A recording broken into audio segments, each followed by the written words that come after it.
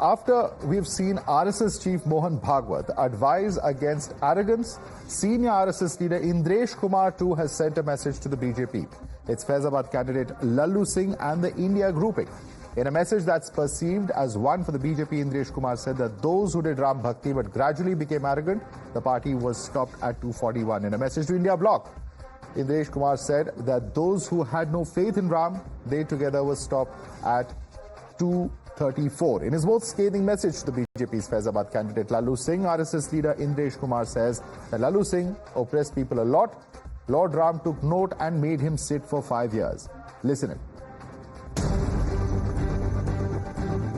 जिस पार्टी ने भक्ति की अहंकार आया उसको 241 पर रोक दिया, पर सबसे बड़ी बना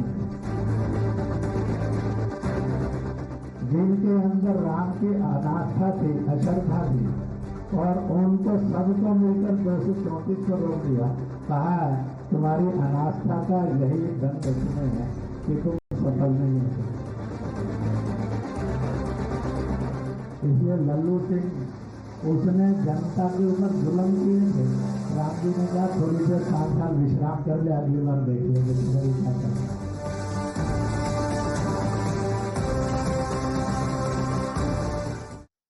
Joining us at the moment is Indresh Kumar, senior leader of the RSS, whose comments of course have sparked a huge controversy. Indresh जी, हमारे साथ जुड़ने के लिए बहुत बहुत धन्यवाद। नमस्कार। आपसे मैं सबसे पहले ये सवाल पूछना चाहूंगा, आपने कहा है कि जिनका अहंकार था उन लोगों को इस वक्त मेजॉरिटी नहीं मिली है, बहुमत नहीं मिली है। आप ऐसा क्यों मानते हैं कि इस बार बीजेपी के वर्ड्स या बीजेपी के कर्मों से अहंकार झलक रहा था? इंद्रेश जी।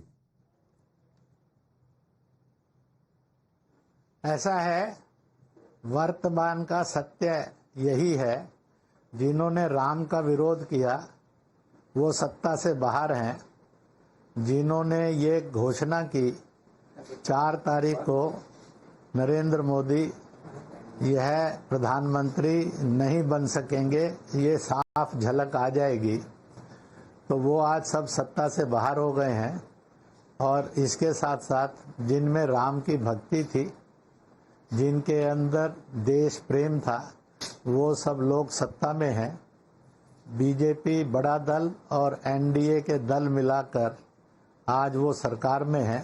मैं इस समय सारी ऑडियंस को यही कहूँगा कि वर्तमान के अंदर जो सत्य सामने है उसको पहचाने और उस सत्य के साथ कदम से कदम मिलाकर, कंधे से कंधा मिलाकर एक नए भारत के निर्माण का जो प्रयत्न चला है उसको तेज गति से आगे बढ़ाएं।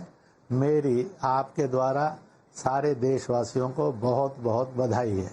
जी जी, लेकिन आपसे ये सवाल जरूर पूछूंगा कि आपने ये बिल्कुल कहा है कि जो लोग 234 सीट्स में रिस्ट्रिक्ट हुए थे उनकी आस्था नहीं थी भगवान राम में, और ये उनकी अनास्था की वजह से ये रिजल्ट उन्होंने पाई है। लेकिन आपने ये भी कहा है कि जिन लोगों की 241 सीट आए थे वो भगवान राम की उन्होंने भक्ति तो की थी, लेकिन उनके अंदर एक तरह से एरोगेंस आ गया था और वो नंबर 1 पार्टी थी, लेकिन पूर्ण बहुमत नहीं आया। तो ये एरोगेंस की बात कहां से आती है, ये अहंकार की बात कहां से आती है? ऐसा है कि दिनों और मिनटों, घंटे और दिनों में बात आगे बढ़ गई है। वर्तमान का सत्य सामने खड़ा है और वो ये खड़ा है कि देश श्री नरेंद्र मोदी के नेतृत्व में तेज गति से आगे बढ़ने की ओर चल पड़ा है जी। और इसी सत्य पर चर्चा भी करनी चाहिए। और मैं कहूँगा चाहे विपक्ष हो चाहे बाकी हो, सब एकजुट होकर भारत का निर्माण करने में जुटें तो ज़्यादा भला होगा, और यही इस समय की जरूरत भी है। जी, और आरएसएस के सूत्रों ने के द्वारा जो जानकारी दी गई है वो आपके जो स्टेटमेंट से पूरी तरह से डिस्टेंस कर रहे हैं। वो कह रहे हैं कि इंद्रेश जी की पर्सनल ओपिनियन होगी, लेकिन ये आरएसएस का ऑफिशियल ये राय नहीं है। इसे आप कैसे देखते हैं? तो जब संघ के अधिकारियों ने जो बात कह दी है उसको सारे देश ने मानना चाहिए। जी जी, लेकिन आप जब देखते हैं कि बीजेपी ने फैजाबाद अयोध्या जिसका पार्ट है वहां पर अगर बीजेपी हारती है तो क्या आप मानते हैं इसकी क्या कारण क्या था? क्या डेमोलिशन की कंसर्न्स थे, कॉम्पनसेशन नहीं दिया गया, कारण ऐसा क्या है मानते हैं कि मुख्य तौर पे? पार्टी और वहाँ के लोग सक्षम हैं अपनी बात का एनालिसिस करने में, इसलिए उसका एनालिसिस उनके ऊपर छोड़ देना चाहिए। They are fully aware of that.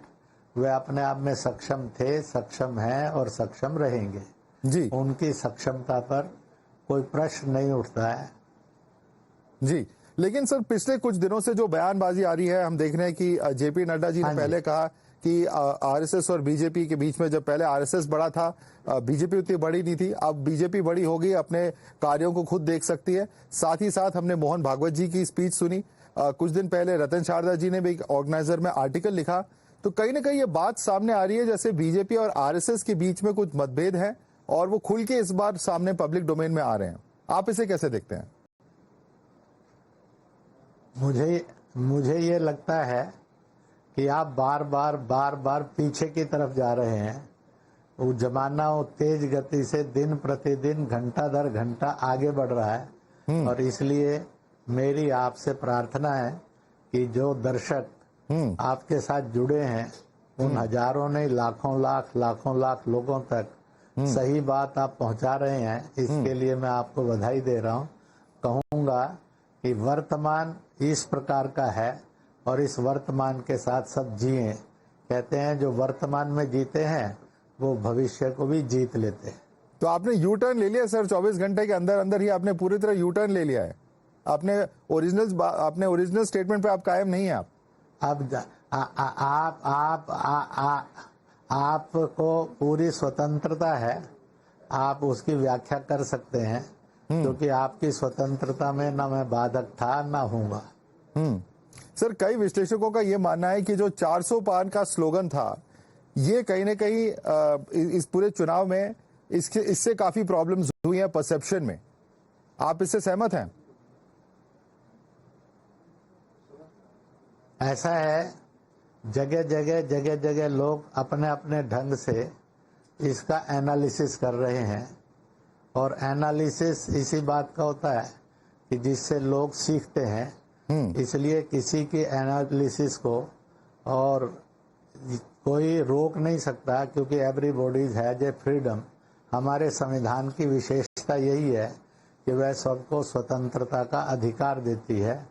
कुछ लोग गलत फहमियों के शिकार होकर एनालिसिस करते हैं, कुछ हाइपोथेटिकल और विचार करके और एनालिसिस करते हैं, परंतु एनालिसिस की स्वतंत्रता इस देश की मौलिक लोकतंत्र की ताकत है।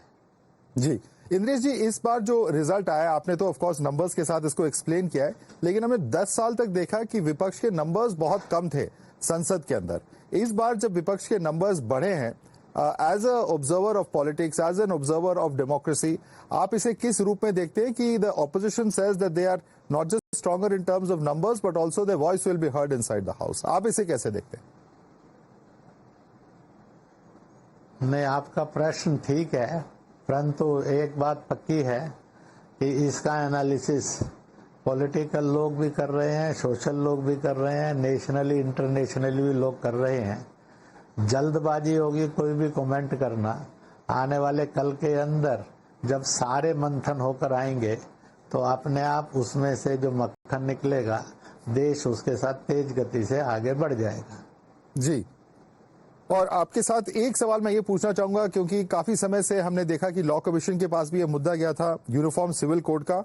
अब एक कोएलिशन सरकार में क्या इंपॉर्टेंट ऐसे जो मुद्दे हैं उसको ठंडे बस्ते में डाल दिया जाएगा? क्या आप ये मानेंगे? ऐसा है, भारत सरकार, उसका नेतृत्व पूरी तरह से सक्षम है सब चीजों के ऊपर विचार करने में, सब चीजों के निर्णय लेने में। इसलिए प्रतीक्षा भी करनी चाहिए और धैर्य भी रखना चाहिए, ताकि समय के साथ साथ देश तेज गति से प्रगति की ओर जा सके। आवश्यकता इस बात की है, जो गरीब है, दुखी है, पीड़ित है, कमजोर है, असहाय है, निर्बल है, वो ऊंचा उठे, और यह सरकार कर रही है, करती आ रही है। इसी प्रकार से देश में दंगे नहीं हो बल्कि भाईचारा हो, छुआछूत नहीं हो बल्कि सद्भाव हो, ऐसी सारी प्राथमिकताओं के साथ देश आगे बढ़ने के लिए करवट ले रहा है और आप सब उस करवट लेते हुए देश के साक्षी भी हैं और उसके पहरेदार भी हैं और उसके सेवक और रक्षक भी हैं। इसी प्रकार से आप सब मदद करें, ये मैं आपके द्वारा देशवासियों को अपील करता हूँ। जी, एक अन्य मुद्दे पे भी आपका रिएक्शन लेना चाहूंगा इंद्रेश जी। इस वक्त कुछ घंटे पहले एक खबर आई है कि दिल्ली के लेफ्टिनेंट गवर्नर ने प्रोसिक्यूशन सैंक्शन दी है अरुंधति रॉय की, जो उन्होंने 2010 में काफी विवादास्पद बयान दिया था आजादी को लेकर और जम्मू कश्मीर की आजादी को लेकर। उस पे यूएपीए के अंदर एक केस दर्ज करने की प्रोसिक्यूशन सैंक्शन दी गई है। आप इसे कैसे देखते हैं? ऐसा है कि एक बात पक्की है, जम्मू कश्मीर हिंदुस्तान था, हिंदुस्तान है, हिंदुस्तान रहेगा। उसको जम्मू कश्मीर के लोगों ने इस बार लोकतंत्र के पर्व में बहुत वर्षों के बाद पूरी ताकत से भागीदारी करके बता दिया है Jammu Kashmir is an part and partial integral part of the Hindustan. इसके लिए मैं वहाँ के और मतदाताओं को, नागरिकों को बहुत बधाई देता हूँ कि they are taking a clear stand for nation. जी सर, इसमें सिर्फ दो सवाल मैं आपसे पूछना चाहूँ। जो विपक्षी दल कह रहे हैं वो कह रहे हैं कि एक तो 14 साल बाद ये कार्रवाई की जा रही है और क्या एक कमेंट के लिए यूएपीए इन्वोक करना सही है? ये दो सवाल उठा रही है विपक्षी दल, आप क्या जवाब देना चाहेंगे? ऐसा है कि सवाल कौन से ठीक है और कौन से गलत हैं। बीच में सबको मौका मिला है राज करने का इस देश के अंदर। उन्होंने कितने कार्रवाइयाँ की, कितनी कार्रवाइयाँ नहीं की। केवल अपोजिशन इसलिए नहीं होती है कि उसने टीका करना है, अपोजिशन इसलिए भी होती है जो सही है उसका समर्थन भी करना है और कुछ मुद्दों पर एक मत होकर देश को आगे बढ़ाना भी इस देश की राजनीति का चरित्र था और होना चाहिए। इंद्रेश जी, हमारे साथ जुड़ने के लिए बहुत धन्यवाद आपका। Thank you. बहुत धन्यवाद, बहुत बधाई।